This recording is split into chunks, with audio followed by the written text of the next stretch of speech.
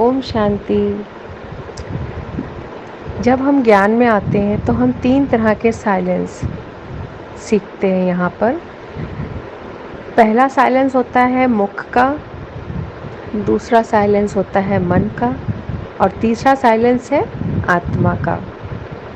तो पहले समझते हैं मुख का साइलेंस क्या है।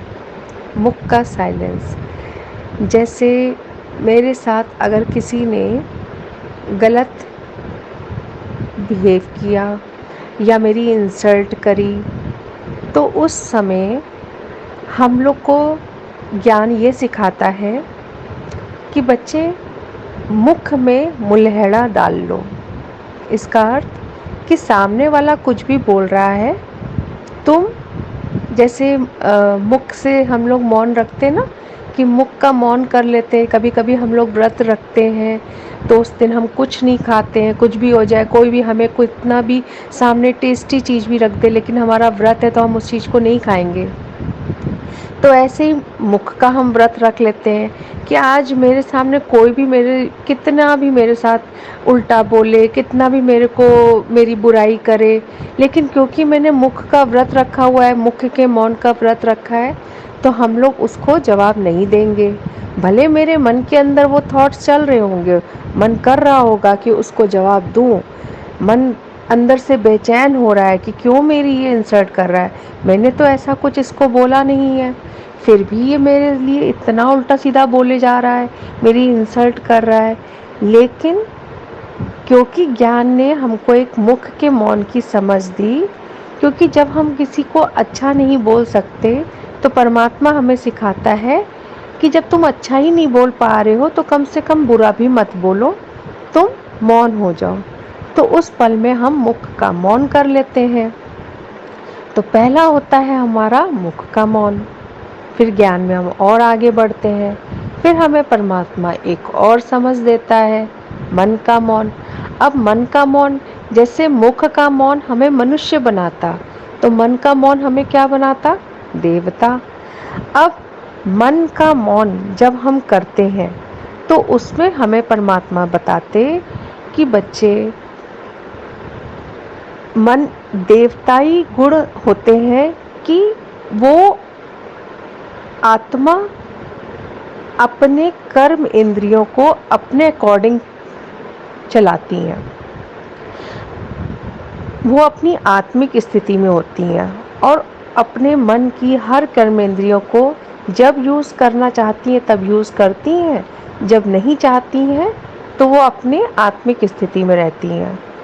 तो अब उसमें भी हमें अगर सोचें, अगर यहीं पर ही हम उस गुण को यूज़ करना चाहें, देवताई गुण को, तो अब इस सिचुएशन में भी हमारे सामने किसी ने हमारी बुराई करी, हमारी इंसल्ट करी। अब उस टाइम में जो मन के मौन वाली आत्मा होगी वो क्या करेगी? उसको अगर उस बुराई को स्वीकार करना होगा तो करेगी, और अगर नहीं करना होगा तो वो नहीं करेगी, क्योंकि वो आत्मा मालिक है हर मन के हर कर्म इंद्रियों को अपने अकॉर्डिंग चलाना वो जानती है। उसको पता है कि क्या सही है क्या गलत है। उसको अगर कोई बात नहीं अच्छी लग रही है किसी की, तो वो उसको अपने अंदर थॉट ऐसा कोई क्रिएट होने ही नहीं देगी कि मैं ऐसा कुछ सोचूं उसके लिए, क्योंकि उसको पता है कि मुझे मन को क्या डायरेक्शन देनी है और मन को अपने अकॉर्डिंग चला लेगी, तो उस चीज़ का वो अपने अंदर प्रभाव नहीं आने देगी।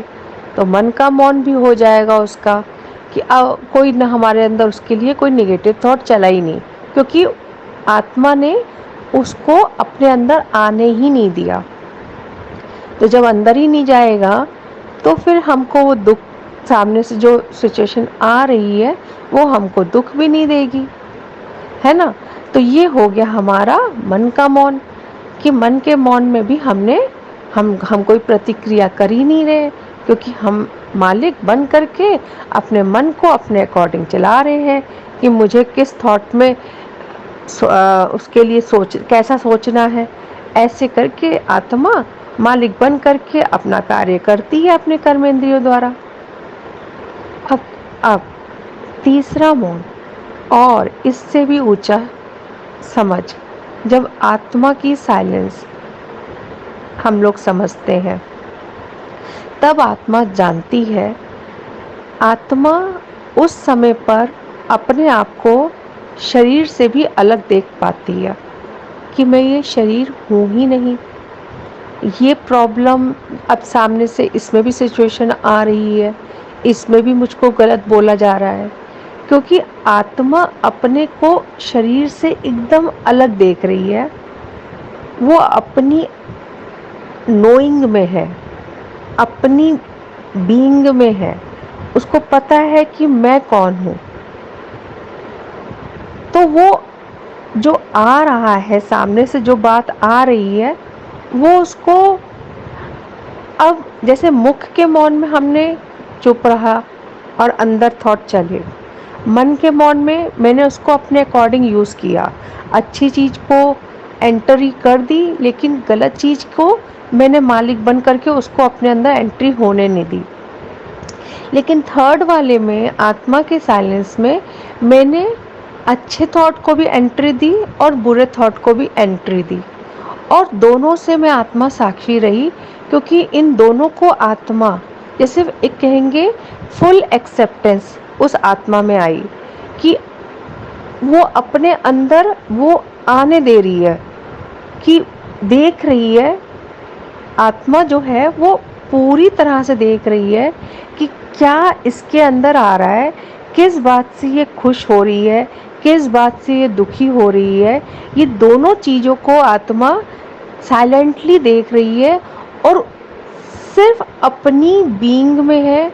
उसको पता है कि ना मैं ये अच्छा थॉट हूँ, ना मैं ये बुरा थॉट हूँ, मैं इन दोनों से परे, मैं एक साइलेंस बीइंग हूँ, प्योर लिविंग बीइंग हूँ। उसको पता है, इसलिए उसको किसी भी चीज़ से मतलब कहेंगे कि कोई प्रॉब्लम नहीं है कि मैं अच्छे थॉट को ही आने दूंगी तो बुरे थॉट को नहीं आने दूंगी। उसको, क्योंकि अच्छे बुरे से वो परे है, वो अपने आप को इस अच्छे और बुरे से परे देख पा रही है, अलग कर पा रही है। तो उसको ये प्रॉब्लम अपनी नहीं लग रही है, उसको ये प्रॉब्लम जैसे वो लग ही नहीं रहा कि ये मैं हूँ। वो प्रॉब्लम ही जैसे किसी दूसरे की हो गई है, मेरी है ही नहीं। आत्मा की वो प्रॉब्लम है ही नहीं। इसलिए आत्मा जो भी आ रहा है उसको फुल एक्सेप्ट करके और अपनी साक्षी में रह रही है, क्योंकि उसको अपना स्वभाव पता है, अपना मूल स्वभाव पता है कि मैं आत्मा साइलेंस हूँ, मैं आत्मा थॉटलेस हूँ, मैं आत्मा स्टोरीलेस हूँ। तो जब आत्मा की अपनी कोई स्टोरी नहीं, तो जब मेरी कोई स्टोरी ही नहीं, तो फिर ये दर्द भी मेरा नहीं। ये बात जो सामने से आ रही है वो इंसल्ट वो उस मेरे लिए नहीं आ रही है, वो किसी और के लिए आ रही है। तो फिर आत्मा उसमें कोई जजमेंट पास नहीं करती है कि ये थॉट आए तो ये थॉट ना आए। वो सबको स्वीकार करते हुए लेकिन अपने आप को अलग रख रही है, किसी भी थॉट को अपना नहीं मान रही है। जब वो अपना नहीं मानती है तो फिर उसको कोई दुख और सुख दोनों ही उसको प्रभावित नहीं कर पा रहे हैं। ओम शांति।